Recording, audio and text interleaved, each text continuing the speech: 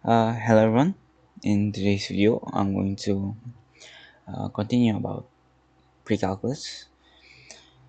Um, I want to talk about higher degree equations, rational equations, and also radical equations. Okay, let's get right into it. So, if you guys remember that in the previous video about pre-calculus, I talked about um, I believe quadratic equations and the inequality, also discriminant. Have I talked about the quadratic formula? Well, I think I have. Yeah. So make sure to check out the previous video. And in this video, I want to talk about higher degree equations. So an example of a higher degree equation is, of course, an equation that has a degree of greater than two. If it's like x squared plus x plus one, it's a degree of two, which is a quadratic. What if we have x cubed plus 1 is equal to 0? Well, we call this a cubic. Okay. 4 is a quartic. 5 is a quintic, and so on. A high degree. Example of let's say a cubic would be x cubed minus 8 is equals to 0. How to solve this? Like regular, we add 8 in both sides, so hence become x cubed equals to positive 8. Hence x must be, take the cube root of both sides, so cube root of 8. This means what times the same number times 3 times of itself, which is equals to 8, which is 2. We have equivalent to 2. Okay. Another example of higher degree equation would be x cubed um, minus 4x, let's say.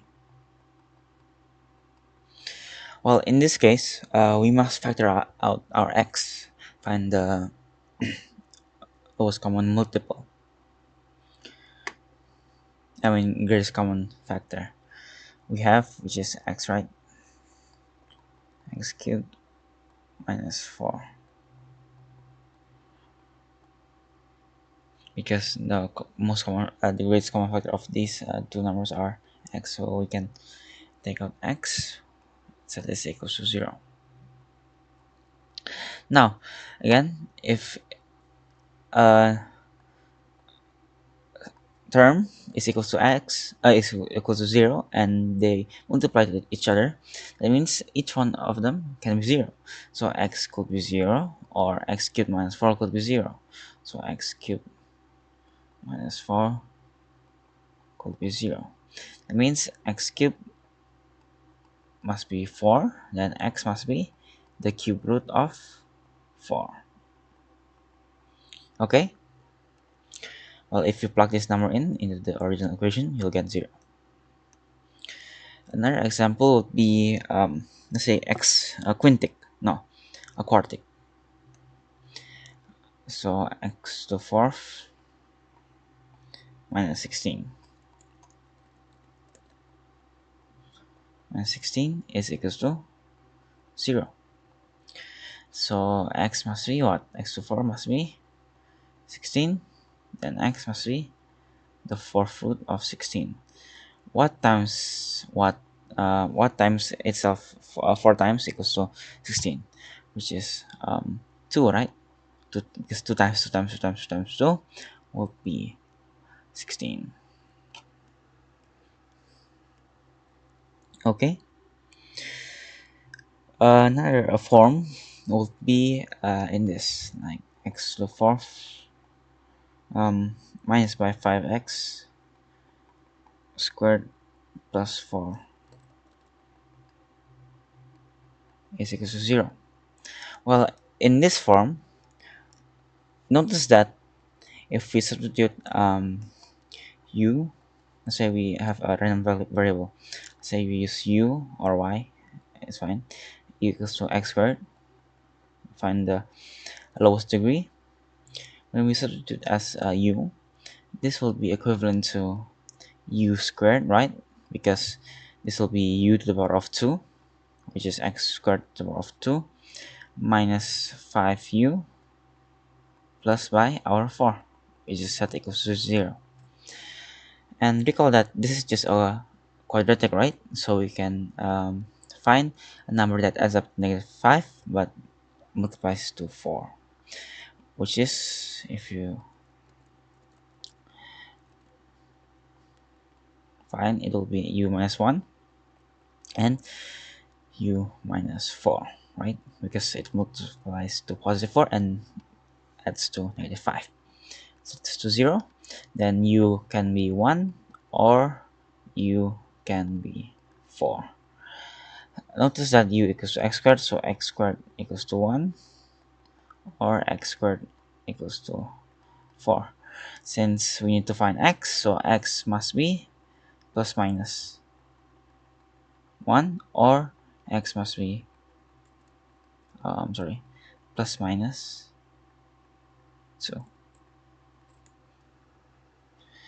Okay, when you do this will become 0. All right, and another example would be, let's say we have x to the 6 plus let's say 3x cubed plus um, say 2 set to 0. How to solve this again? The lowest degree, so we substitute u equals to x cubed. We have u squared plus 3u plus 2 is 0. Hence, we have what number adds to 3 but multiplies to 2, just u plus 1 and u plus 2, right? So it equals to 0. Then our solution must be negative u equals to -1 or u equals to -2. Hence, u equals to x cubed. So x cubed must be -1 or uh, x cubed must be -2. Um, the cube root of -1, which will be -1, right? So x must be -1. Because -1 times -1 times -1 will be still -1. Um, if the cube root of 2, if you see that cube root of -1, right? It's basically the same as cube root of -1 times the cube root of 2. And cube root of -1 is still -1, so it will be negative cube root of 2. So nx equals to be negative cube root of 2. So these are the solutions. Okay, that's for higher degree equations. Later on, I will talk about a rational root theorem, which helps us on solving a cubic by, like, okay, but first we have to guess, like, what are the roots of the cubic, and using that we can use the long division or synthetic division to solve to find the factors of the cubic, but that will be later. Okay, so next I'm going to talk about rational equations. So rational equations, remember that a rational form, it takes as like a polynomial over a polynomial, which is, let's say, x plus 4 over x minus 1. That's a rational term. So an equation involves we find x, so let's say 2 over x equals to 5. To solve this, remember that we need to make x as itself, so it's not like rational. It's not added by a number. It's not multiplied by a number. So it has to be x as itself.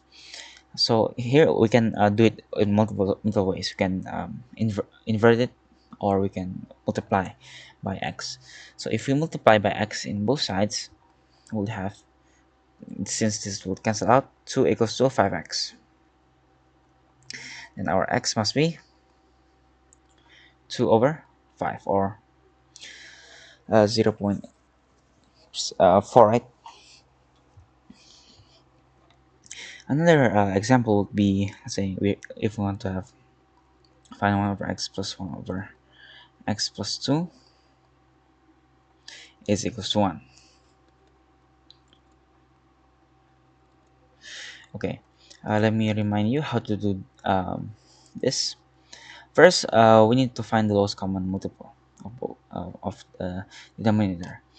Uh, we can find it by multiplying this x and x plus 2, which result in our uh, LCM. A common example would be if we have 2 over 3 plus, say, 1 over 2, right? To find the LCM of the bottom, it's the multiplication of 3 will be 3, 6, and so on, right? And 2 will be 2, 4, 6, and so on. The lowest common multiple will be our 6. Hence, 6 um, from 2 to 6 is 3, so we multiply by 3 here, 6, and multiply by 3 here, 1. So 3 will be 9 over 6 will become 3 by 2. The same concept as this. As you notice, we just multiply the denominator. So we have x squared, so x times x plus 2, and our numerator will be x plus 2, and this will become plus x. As well, we can say we cross multiply it, is equivalent to 1.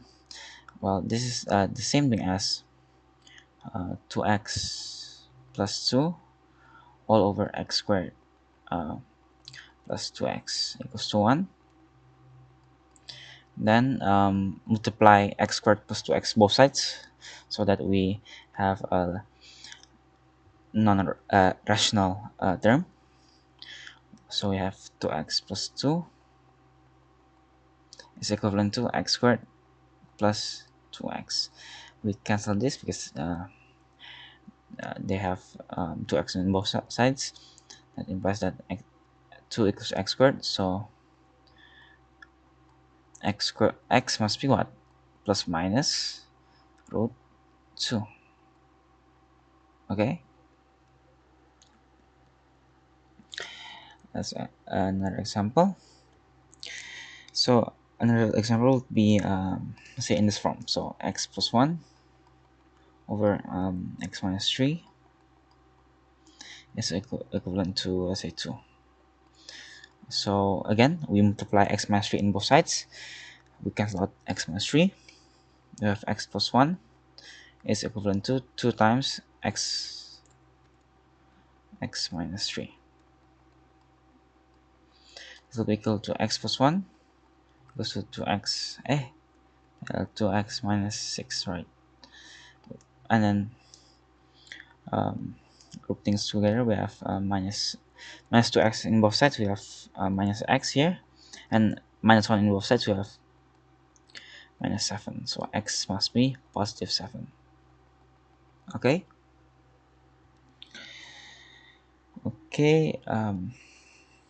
Another example would be, let's say, if we have 2 over x plus by 3 over x minus 1 is equivalent to 5 over x times x minus 1. Okay, in this case, first we do this first, find the LCM. Let's do it fast. So if we have 2x minus 1 here, we cross multiply, add by 3x, and divide by our what? X times x minus 1 is equivalent to 5 over times x minus 1. Notice that our left hand side has an equivalent denominator. Okay, we can cancel out this by multiplying x times x minus 1 on both sides. Hence we have 2x minus 1, let's say 2x minus 2, plus 3x is equivalent to 5. This will become 5x, oops, 5x minus 2 will be 5. And our will be the same thing as 5x will be 7, and x will be 7 over what? 5, or 1.4, yeah. Okay, that's for the radicals, or I mean rationals. Let's move on to the radicals, how to solve a radical equation. So remember, a radical is in the form of a square root. So we have, let's say, square root of x plus 5 is equal to 8. We take the square of both sides. We have x plus 5 must be what? X plus 5 must be 64. And our x must be 60, no, 59. Okay, second example would be if we have square root of 2x minus 1 is equivalent to 5. Then again, we take the square of both sides, the power of 2, and we have 2x minus 1 would be 25. Then our x would be what? 26 over 2, or aka 13. Alright, now let's say if we have both sides has a variable, plus 4 is equivalent to let's say x minus by 2. X plus 4, we square this, x minus by 2 square of x plus 4, so x squared minus by 4x plus by our 4. We cancel this out, which leaves us with x equals to x squared minus 4x. We minus x both sides, which lets us with x squared minus 5x. Okay, we factor out x, find the greatest common factor, x minus 5. So we can see that x could be 0 or x could be 5. Okay, um, another example would be, let's say we have a cube root, right? Cube root of 2x minus 1, let's say is equals to 3. Okay, we take the cube of both sides, which left us with 2x minus 1 is equivalent to 3 to the power of 3 is 27. So 2x equals to 28. That means what? X must be 14.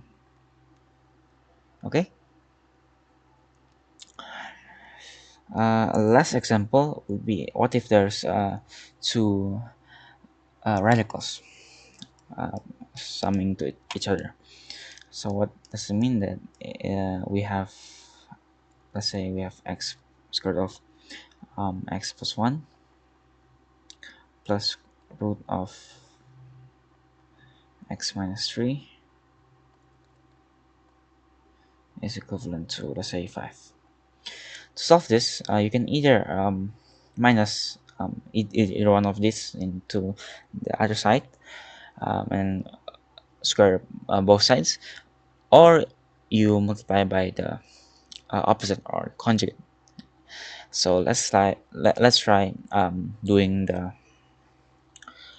multiplying by the conjugate. So we multiply the negative version, so we swap positive to negative. Say let's call it x, right? So no, let's call it y. So that y term, multiply this and multiply this, because I don't have enough space for here. So we have square root square root of x plus 1 minus square root of x minus 3, multiply by square root of x plus 1, um,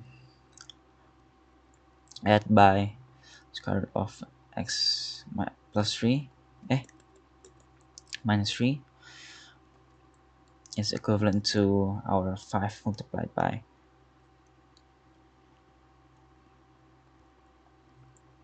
root of x plus 1 minus root of x plus 3. Right, as you can see here,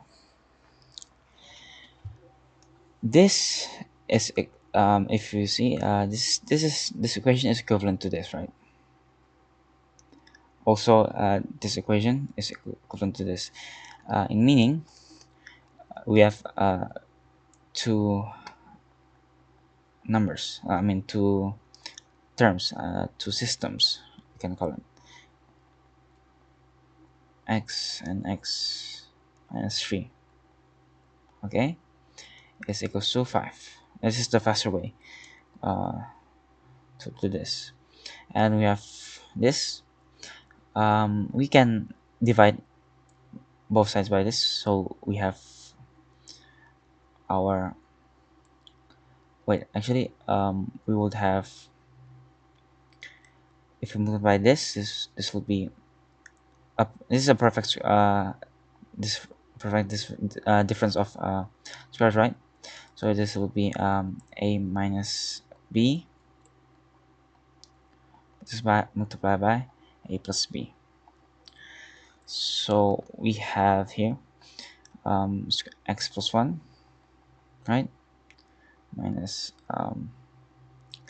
our x minus 3, right, would become x plus 3.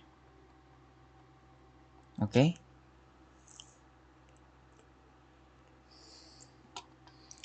now we will have this equivalent to 5 times root x plus 1 multiplied by minus by root of x uh, minus 3, sorry, this should be minus, then this will cancel out, which leaves us with minus 2, right? So we have no, sorry, positive 4, so 4 over 5 is equals to our root x plus 1 minus root x minus by 3. Okay, so our second equation would be root x plus 1 minus by root x minus 3. This will be 4 over 5. Then how do you find our value of x? Notice that if we add this together, right, add all of them together, this will be this topic will be I'm going to go further into the next video, which is a system of linear equations. If you add these both, then this will be 0, right? It will vanish. This will be 2 times x plus 1. It's equivalent to 5 plus 4 over 5, right? By the way, correct me if I'm wrong, because These questions I made up. So, and also maybe I got wrong calculations. So make sure to say it in the comments if I mess up. So we have square root of x plus 1, which is the same thing as 25 plus 4 and divide by 5, right? And 2 times of this, we have 29, 2 times. So square root of x plus 1 would be 29 over 5 multiplied by 2. Now to get rid of 2, we divide to both sides. We will have 29 over 10 root of x plus 1. Now we will get that if we square this, we have x plus 1 would be 29 squared all over 10 squared, and then we minus 1. So 29 squared